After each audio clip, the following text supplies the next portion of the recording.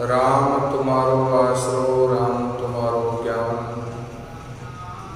राम तुम्हारो भजन मुख, राम तुम्हारो ध्यान, राम तुम्हारो ध्यान, राम तुम सिर पर राजो, आगे पीछे राम दसों दिस राम ही गाजो, राम चरण एक राम बिन मन माने नहीं आन, राम तुम्हारो आसरो, राम तुम्हारो ज्ञान। अनंत विराट विश्वात्मा जगत नियंता सर्वांतर्यामी राम सच्चिदानंद घन शब्द ब्रह्म राम के उपासक प्रचारक,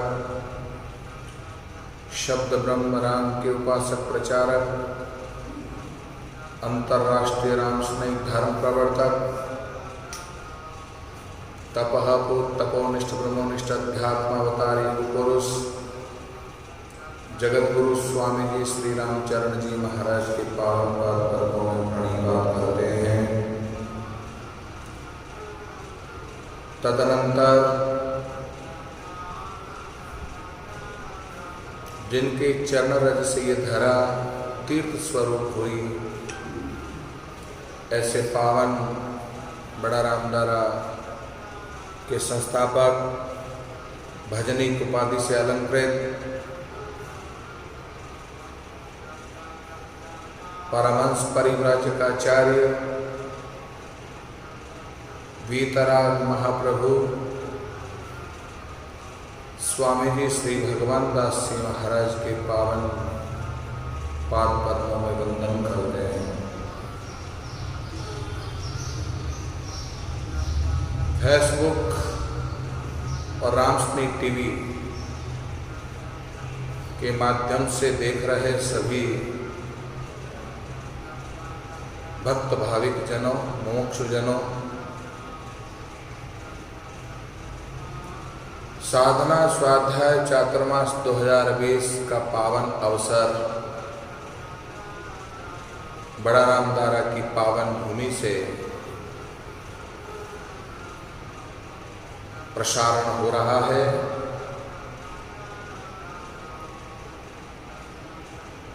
साधना स्वाध्याय चातुर्मास है, इसलिए साधना के बारे में बात है। जिन जिन ने साधना की है, जिन जिन ने उपासना की है, जिन जिन ने भक्ति करी है, जिन जिन ने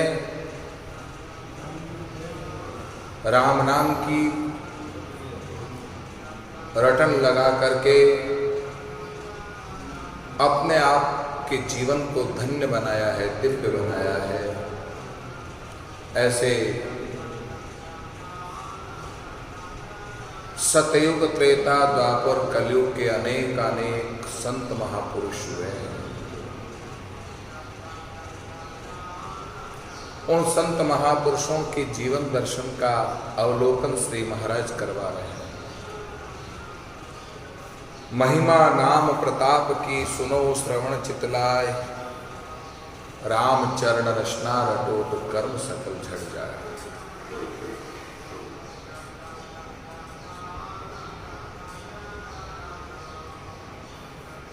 दो दिन राम गुरुदेव जी की स्तुति को आप और हम सभी ने श्रवण किया। रमती राम गुरुदेव जी पुनिति हो काल के संत, जिनको राम चरण की वंदन बार अनंत। स्वामी भगवान दास जी महाराज भी राम गुरुदेव की स्तुति करते हुए कहते हैं, रमता राम रुसंत गुरु मौर शीस निधान, ताकू वंदन करे प्रेम युत दास भगवान। स्वामी भगवान दास जी महाराज वंदन करते हैं। जितने महापुरुष हुए उन महापुरुषों ने न तो प्रणाम किया है न नमस्कार किया है, केवल और केवल वंदन किया है। ये वंदनवाद अद्भुत प्यारा शब्द है जिसकी व्याख्या हमने कल श्रवण की थी। उस राम गुरु संत के श्री चरणों में वंदन करते हुए नाम प्रताप ग्रंथ में प्रवेश कर रहे हैं। महिमा नाम प्रताप की महिमा, किसकी महिमा हो सकती है? जो कुछ दिखाई दे रहा है इसकी महिमा?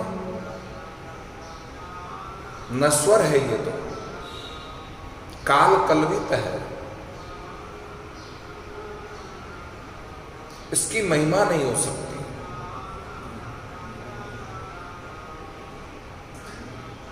महिमा बहुत प्यारा शब्द है। महिमा का शब्द जो पूर्ण है, जो शाश्वत है, जो यथार्थ है, उसी के लिए महिमा शब्द लगता है।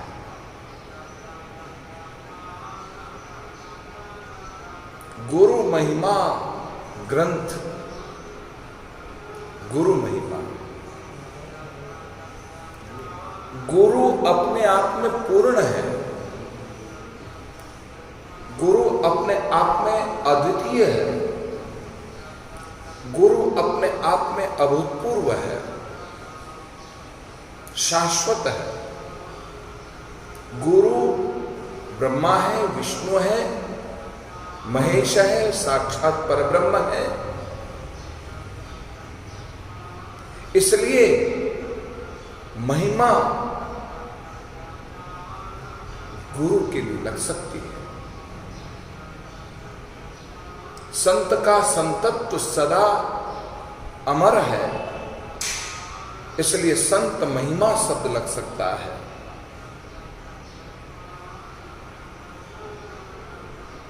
नाम महिमा, नाम पूर्ण है, अपूर्ण को मिटा देता है, अपूर्ण को पूर्णता से भर देता है, इसलिए नाम के लिए महिमा शब्द लगता है।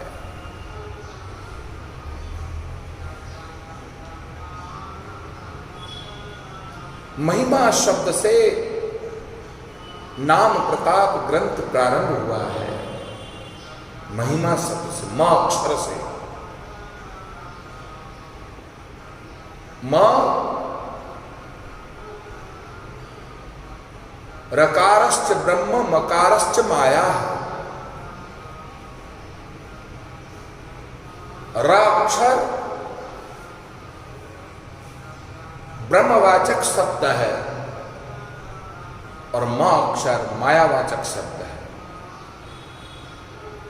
मायावाचक,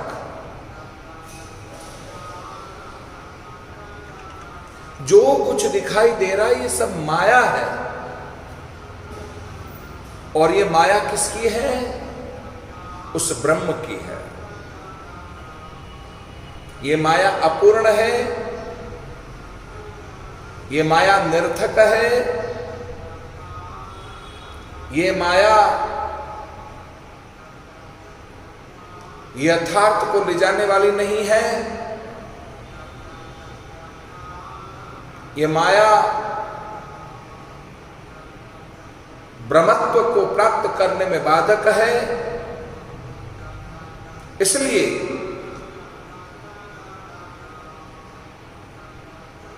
महिमा शब्द के बाद में नाम शब्द दिया गया है।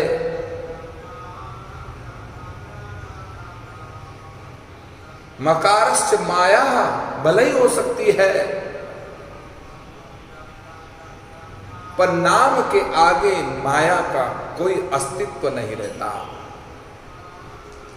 सदा सर्वदा जिसका अस्तित्व है वो नाम महाराज का है। नाम माया और ब्रह्म के बीच में सेतु है, पुल है। नदी को पार करने के लिए नाव की आवश्यकता है या पुल की आवश्यकता है। उस पुल में बैठ, उस पुल से द्वारा जो है उस पार जाया जा सकता है, उस पार जाया जा सकता है। महिमा नाम प्रताप की।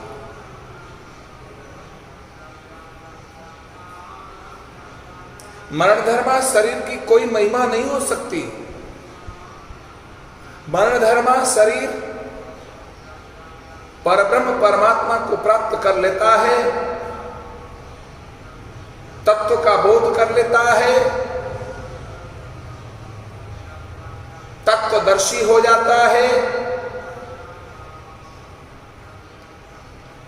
वह मरणधर्मा शरीर दिव्यता का रूप लेता है तो उसकी महिमा बढ़ जाती है और उसके आगे अपने आप उसकी महिमा अपने आप लग जाती है।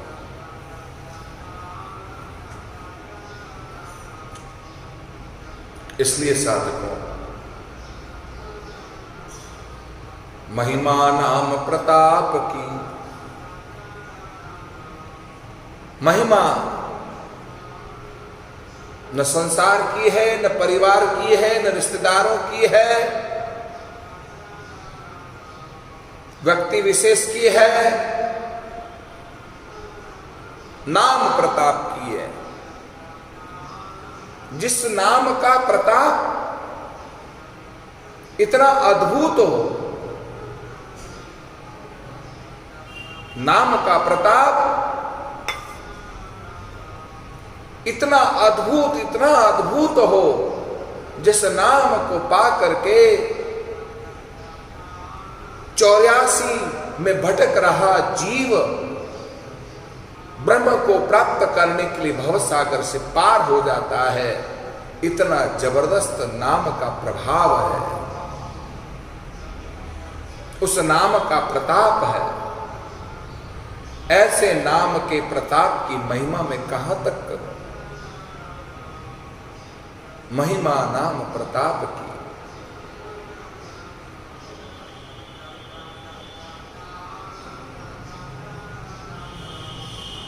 नाम शाश्वत है, नाम अखंड है, अविनाशी है, अपरिवर्तनशील है, अजन्मा है।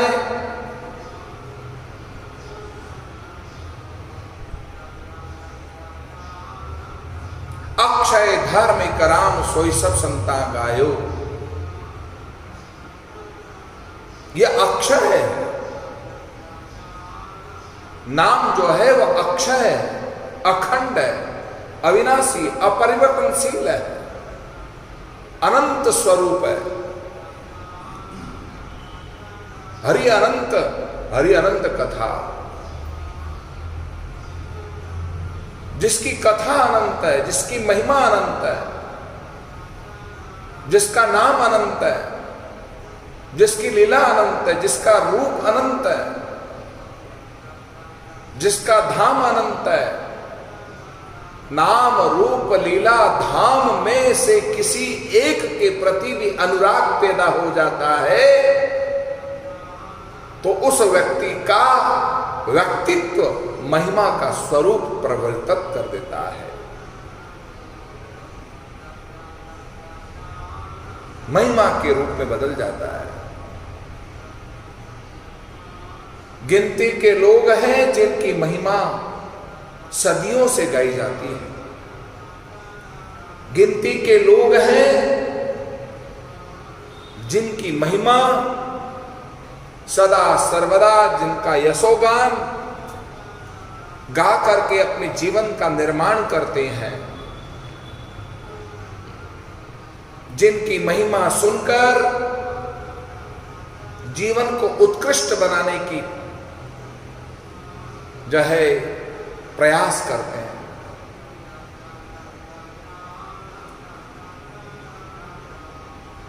ऐसे नाम में प्रवृत्त साधकों को मैं प्रणाम करता हूं।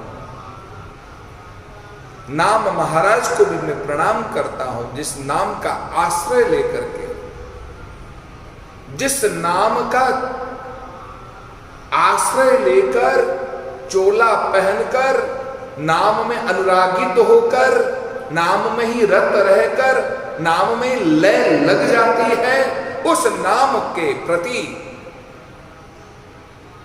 निष्ठा जागृत होती है, तो वह जीव उस परम तत्व को प्राप्त कर लेता है। बड़ा अद्भुत है नाम महाराज। महिमा नाम प्रताप की सुनो श्रवण चितलाय। सुनो, सुनो।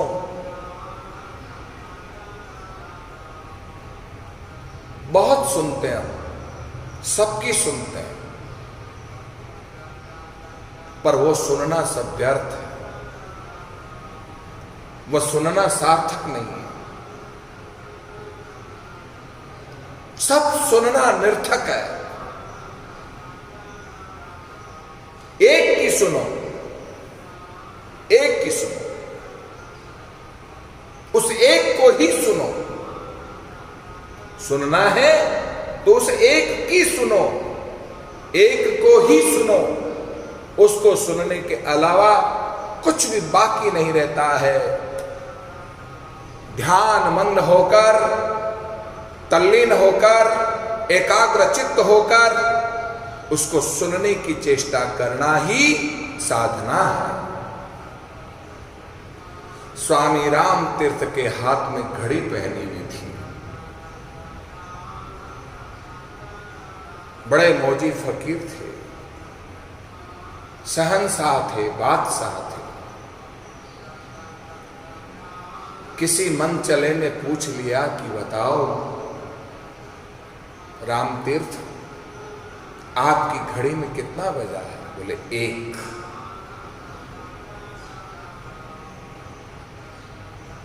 उसी व्यक्ति ने कुछ घंटों बाद फिर पूछा कितना बजा? बोले 1। फिर उस व्यक्ति ने पूछा काफी समय बाद, तब भी उत्तर मिला राम तीर्थ से 1। अब 1, अब 1। अरे जुझलाया, क्या आपकी घड़ी में हमेशा 1 ही बजता है? तब राम तीर्थ मुस्कुराते हुए, हंसते हुए कहते हैं, मेरी घड़ी में नहीं, सबकी घड़ी में वो 1 ही बजता है, वो 1 ही बजता है। बड़े बड़े योगी लोग यम नियम धारणा प्रत्याहार पतंजलि के अष्टांग योग के क्रियाओं के करने पर समाधि की अवस्था में जब पहुंचते, ध्याता ध्येय और ध्यान की त्रिपुटी एक हो जाने के बाद, तब उसकी अनहद नाद शक्ति को सुनने की चेष्टा करते हैं, उसको सुनने की चेष्टा करते हैं।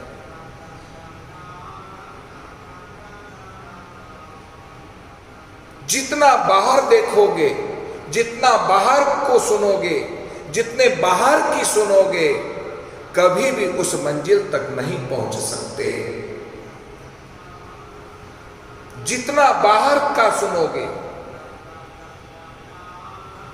जितने मरण धर्मा को सुनोगे, जितने अपूर्ण को सुनोगे, कभी भी उसकी आवाज नहीं सुन सकते, पूर्ण नहीं हो सकते।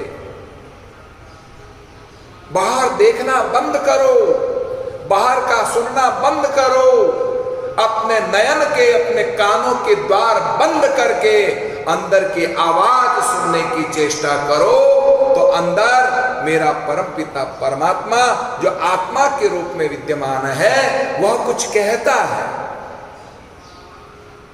उसको सुनने की चेष्टा करो।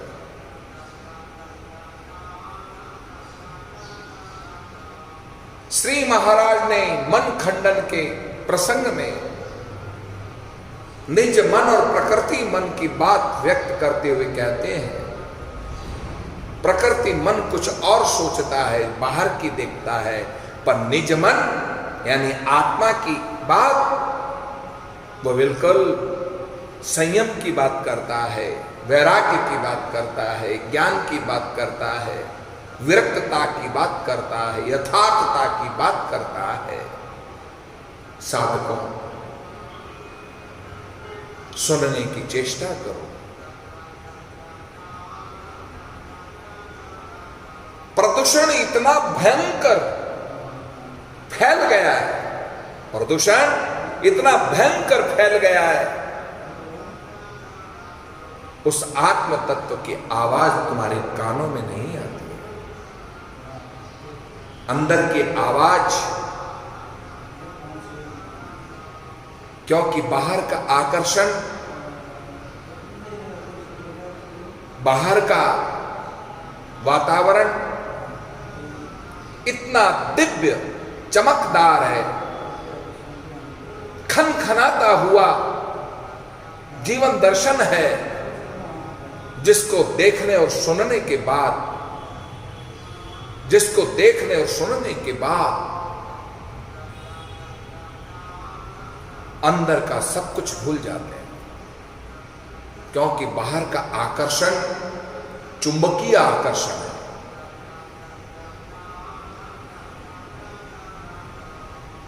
हमारे कान बाहर को सुनने के लिए नहीं है, कर्णेंद्रिय के द्वार बंद करके अंतःकरण की आवाज को सुनने का प्रयास करो। इन कानों के जरिए अंतःकरण की आवाज यथार्थ का बोध कराने की आवाज होगी, उस परम तत्व को जानने की आवाज होगी, उस तत्व दर्शी बनने की आवाज होगी, अहम ब्रह्मास्मि होने की आवाज होगी। इसलिए आप अंदर को सुनो।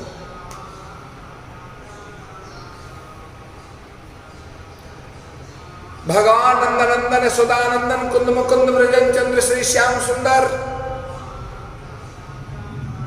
पूतना से लेकर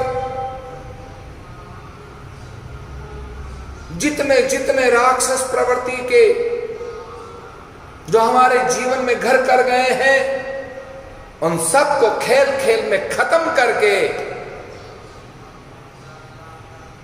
वेणुनाद को श्रवण कराया। सुबोधनी टीका में वल्लभाचार्य जी कहते हैं,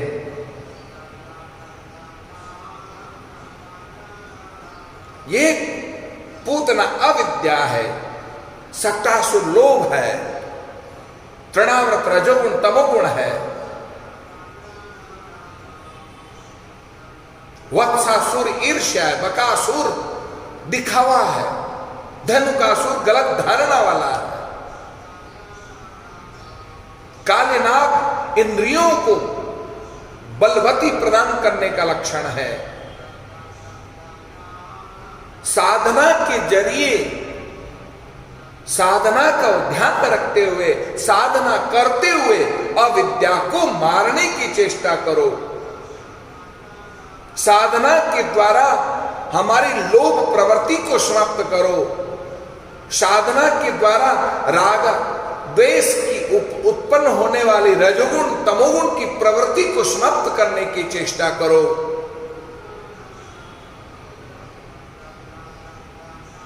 जीवन में जो ईर्ष्या उत्पन्न हो जाती है वत्सासुर के रूप में, उस ईर्ष्या को मारने की चेष्टा करो।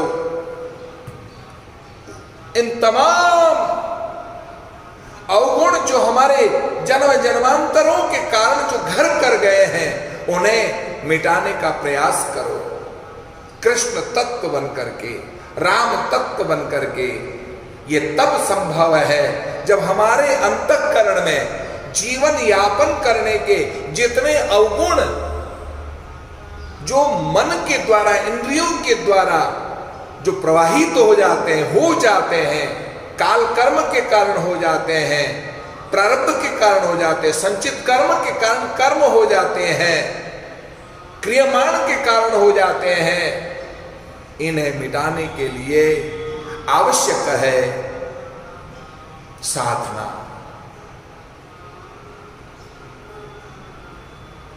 जितनी साधना तुम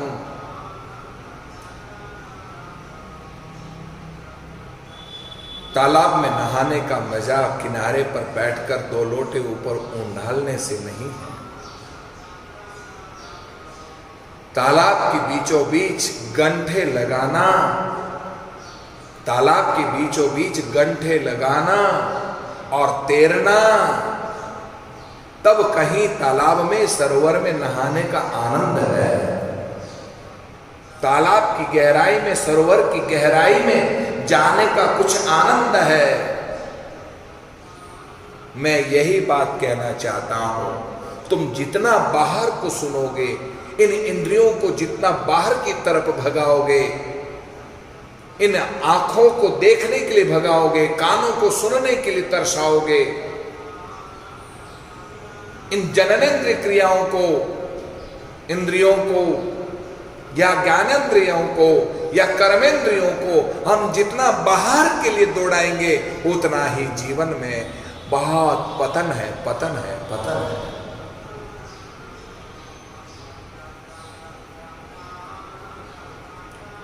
अनहद नाद नहीं सुनाई देता है।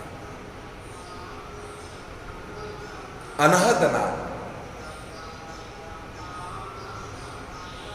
साधकों,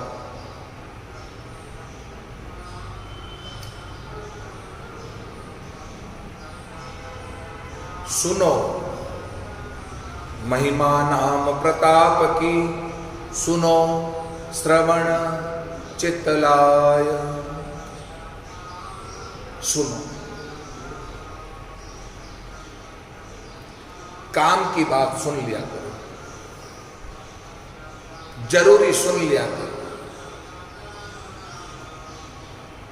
तुम्हें उन मंजिल तक पहुंचना है तो उसकी सुन लिया करो, क्योंकि सुनना भी साधना है। क्या सुनना चाहिए, क्या नहीं सुनना चाहिए, कितना सुनना चाहिए, कहां सुनना चाहिए, किससे सुनना चाहिए, क्यों सुनना चाहिए, कहां सुनना चाहिए और कब सुनना चाहिए। यदि इन सब का बोध हो गया तो हमारा सुनना अंदर का सार्थक हो जाएगा, अंदर का सार्थक हो जाएगा। सुनो, हम अंदर की सुने, बाहर की सुनोगे तो झूठ सुनाएगा, तुम्हारे अंदर झूठ उत्पन्न हो जाएगा। ईर्ष्या की बात सुनने को मिलेगी, तुम्हारे अंतःकरण में ईर्ष्या जागृत हो जाएगी। कोई नेगेटिव बात करेगा तो अंदर तुम्हारे जीवन में नेगेटिव घर कर जाएगा। इसलिए बाहर की मत सुनो। न जाने कितने दशक बीत गए बाहर की सुनते सुनते। ध्रुव ने साधना के मोड़ पर सुरुचि की सुनी और यथार्थ सुन लिया। सुरुचि का केवल यथार्थ सुना, और वो यथार्थ क्या सुना? सुरुचि का पहले भजन कर, मर, फिर मेरी कोख से पैदा हो। मरने की बात को नहीं सुना, कोख में आने की बात को नहीं सुना, पहले भजन करने की बात सुनी ध्रुव ने। तब सुनीति के पास में जाकर भजन कैसे करना चाहिए, किस रीति से करना चाहिए, कहां करना चाहिए, साधना कैसी होनी चाहिए, सुनीति ने और उसके सुननों को जागृत कर दिया। और इतना जागृत कर दिया, इतना जागृत कर दिया, अब वह किसी के नहीं सुनता है। सारे कर्णेंद्रिय के द्वार बंद करके और सीधा चला गया जंगल की ओर। रास्ते में नारद की सुनी और मधुवन में पहुंच गया, और मधुवन में बैठ करके मात्र 5 महीने की साधना में उस परम तत्व का दर्शन कर लेता है। परब्रह्म का दर्शन करके कृतार्थ हो जाता है। सही सुनना सार्थक हो गया, साधना के मार्ग में क्या सुनना चाहिए, कब सुनना चाहिए, कैसा सुनना चाहिए, क्यों सुनना चाहिए, इन सब पर विचार करना चाहिए। कब सुने, कैसे सुने, कहां सुने, किससे सुने, क्यों सुने, क्या क्या सुने, ये सारे प्रश्नवाचक चिन्ह अपनी साधना को बढ़ाने के लिए हैं। इसलिए श्री महाराज ने, स्वामी रामचरण जी महाराज ने महिमा नाम प्रताप की सुनो, सुनो शब्द पर जोर दिया। सुनो, तुम्हें सुनना है, केवल और केवल नाम प्रताप ही सुनना है, काम प्रताप नहीं सुनना है। तुम जितना काम सुनोगे, जितनी काम की बात सुनोगे, उतना तुम्हारा पतन होगा, पतन होगा। नाम की सुनो, राम की सुनो। नाम और राम को सुनते सुनते उस पर ब्रह्म परमात्मा को पाने की हमारे अंदर जिज्ञासा उत्पन्न हो जाएगी। बस येन केन प्रकारेण मनुष्य जीवन की सार्थकता जो है, उस परब्रह्म को जानने की जिज्ञासा ही यदि उत्पन्न हो जाती है और उस पर हम खरे उतर जाते हैं, तो हमारा ये मनुष्य जीवन पाना सार्थक हो गया, सार्थक हो गया। साधकों, महिमा नाम प्रताप की सुनो।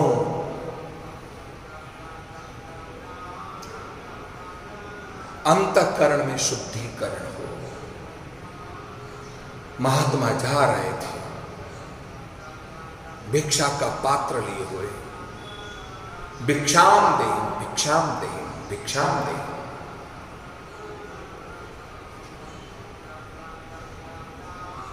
एक सेठ ने महात्मा की आवाज सुनी, बड़े अच्छी सी खीर बनाई, सूखा मेवा डाल करके क्या जबरदस्त खीर बनाई, केसर बड़ी अच्छी डाल करके उसने खीर बनाई, घोटी को महात्मा की खप्पर में मैं अपनी खीर भरूंगा।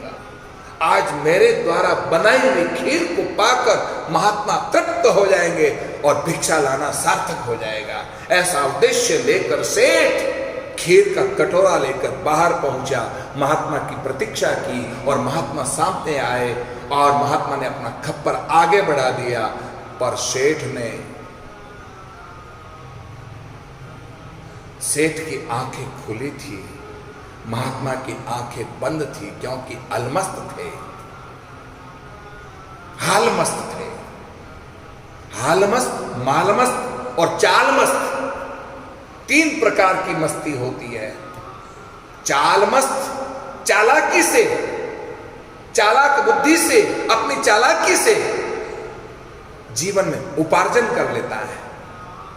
मालमस्त, जो माल को इकट्ठा करके बस सर्वस्व मानव की खजाना मिल गया हो, चेष्टा करता है, वो माल मस्त है। पर हाल मस्त को न चालाकी से लेना देना है, न माल से लेना देना है। हम तो उस परमात्मा की, रब से हम इतना प्रेम करते हैं, तो रब जितना दे और जैसा दे, जहां दे, जब भी दे, जिससे भी दे, हम उसे पाकर हम संतुष्ट हो जाएंगे, क्योंकि हम उसके दीवाने हैं, हम उसके दीवाने।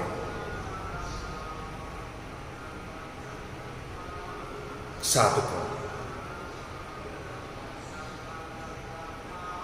सेठ ने महात्मा के खप्पर को अच्छे से झांका, देखा। ओ महात्मा, आंखें खोल कर देखो, आपका खप्पर, तुम अंदर जाले जमे हुए, कूड़ा करकट पड़ा है, जरा इस खप्पर को साफ करो। मेरी साफ सुथरी बढ़िया सूखा मेवा से बनाई हुई खीर गंदी हो जाएगी। महात्मा मस्त फकीर हंसते हुए कहने लगे, तो इस खप्पर की बात करता है, तेरा ये खप्पर भी झांक ले। अंदर का ये खप्पर जो है राम नाम की खीर डालना चाहता है, महिमा नाम प्रताप की खीर डालना चाहता है, पर राग द्वेष छल कपट वैमनस्यता के जाले जमे में पड़े हैं, काम क्रोध मद लोभ मोह मद मत्सर के कूड़े करकट अंदर पड़े हैं। तब बताओ, अंतःकरण जिसका शुद्ध ही नहीं है वो कैसे अंतःकरण की सुनेगा? वो नहीं सुन सकता।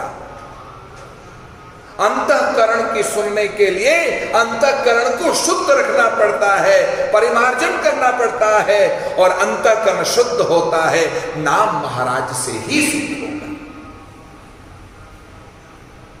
भक्ति से ही शुद्ध होगा। साबुन का काम है कपड़ा धोना, ये साबुन का काम है, पर साबुन को यदि कपड़े के पल्ले में बांध करके रख देने से वो कपड़ा साफ नहीं होगा। साबुन का काम है कपड़ा साफ करना, और यदि साबुन को कपड़े पर लगा दिया, रगड़ रगड़ रगड़ रगड़ करके लगा दिया, फिर भी कपड़ा साफ नहीं होगा। जब तक ज्ञान की जल में उसे भिगो करके, उसे सुप्त बना करके और उसे बार बार उछाल करके यदि उस कपड़े को हम स्वच्छ नहीं करेंगे, तब तक कपड़ा साफ नहीं होगा, और न साबुन का कर्म कोई काम आएगा।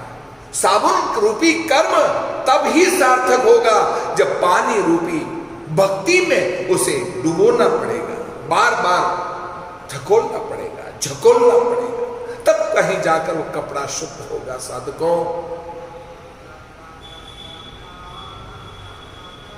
साधना का मार्ग बड़ा टेढ़ा है, बड़ा टेढ़ा है। महिमा नाम प्रताप की सुनो श्रवण चितलाय, सुनो श्रवण चितलाय, सुनो श्रवण चितलाय। सुनो, सदगुरु की सुनो, गुरु की सुनो, परमात्मा की सुनो, राम गुरु की सुनो। कब सुनोगे? जो कुछ सुना हुआ है वो तुम्हारे अंतःकरण में समावेश कब हो सकता है? जिसका अंतःकरण शुद्ध हो, सात्विक हो। इसलिए महात्मा ने खप्पर को वापस लेते हुए कहा, तू अपना खप्पर साफ करे सेठ। अच्छी खीर यानी कि भगवान नाम की खीर को अंदर डालना चाहता है, उससे पहले अपना अंतःकरण शुद्ध कर। परमात्मा आए, न जाने कौन से जन्मों की कर्म साधना के कारण, किस कारण से जो है परमात्मा आए, आ गए, चलो ये परमात्मा की कृपा है, पर हमारे अंदर झांक करके वापस पलट गए और हम सचेत हो गए, अरे परमात्मा हमारे अंदर झांक करके वापस पलट गए। तुरंत जाकर पीछे से दौड़कर जो है महात्मा का, परमात्मा का पल्ला पकड़ लिया। ओ, कहां जा रहे हो? आओ मेरे सदन में, आओ आओ मेरे सदन में, मेरे घर द्वार में आपका स्थान है। महात्मा सुन करके गदगद हो गए, परमात्मा सुन करके गदगद हो गए, पल्ला छिड़ा करके बोले, कहां बैठो तेरे सदन में गैर बैठे हुए हैं, कहां बैठो तेरे सदन में गैर बैठे हुए हैं। मैं आया था तेरे द्वार पर, बैठने के लिए ही आया था अंतःकरण में, पर तेरे अंतःकरण में काम क्रोध मद लोभ मद मत्सर पड़े। जब तक ये रहेंगे, कूड़ा करकट रहेगा, हमारा स्थान नहीं होगा।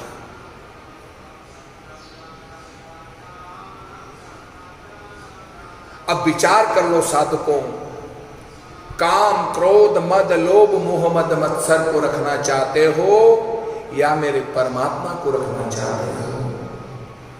निर्णय आपको करना है। आप दो राहे पर खड़े हैं, और जो व्यक्ति दो राहे पर खड़ा है, काम अच्छा लगता है, क्रोध अच्छा लगता है, लोभ अच्छा लगता है, मोह बहुत अच्छा लगता है, पर परमात्मा की दिव्यता, परमात्मा की भव्यता, परमात्मा की जो है यथार्थता, जो जीवन में है, जो कल्याण करने के लिए साधन है, उसे अंदर बिठाना बहुत मुश्किल है। बहुत सी शर्तें माननी पड़ेगी। तुम शर्तें स्वीकार करो। और पहली शर्त ये सुनो, भागवत के 7वें स्कंद में प्रहलाद ने पिता हिरण्यकशिपु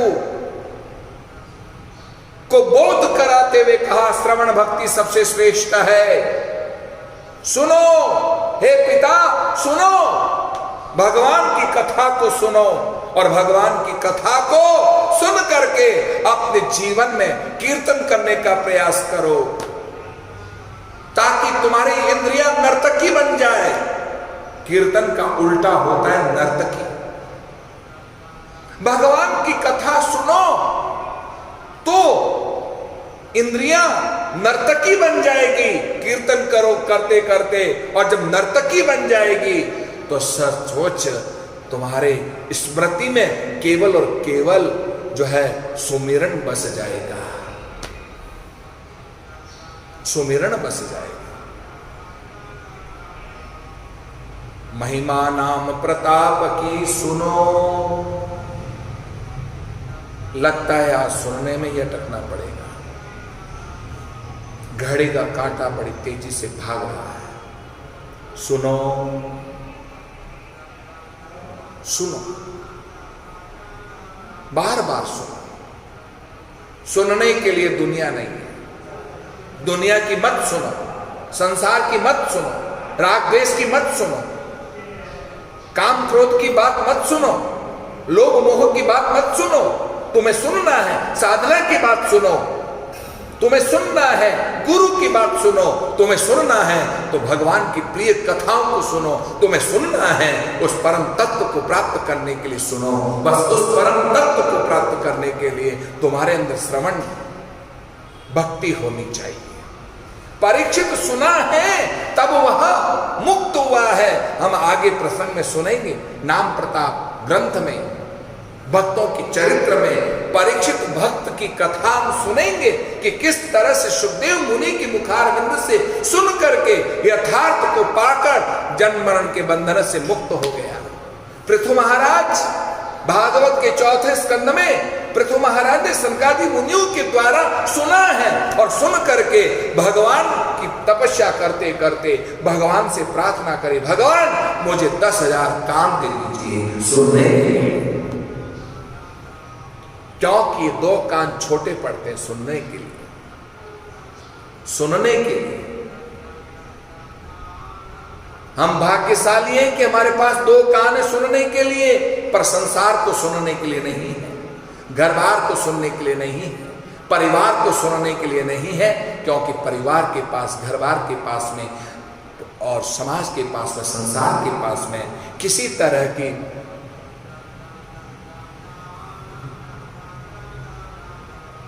बात नहीं है। जीवन शुद्ध हो जाए, सात्विक हो जाए, जीवन यथार्थ को पाले,